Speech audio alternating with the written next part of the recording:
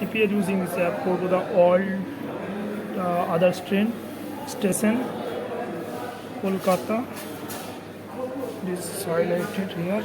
Choose the distance. Just choose that Bardhaman and change journey details.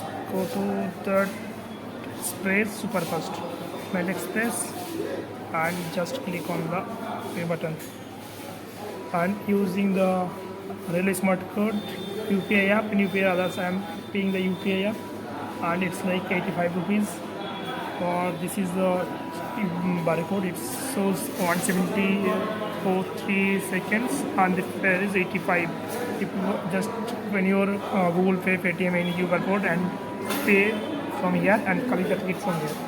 This is the ticket. Okay, just now I'm cancelling this. Okay.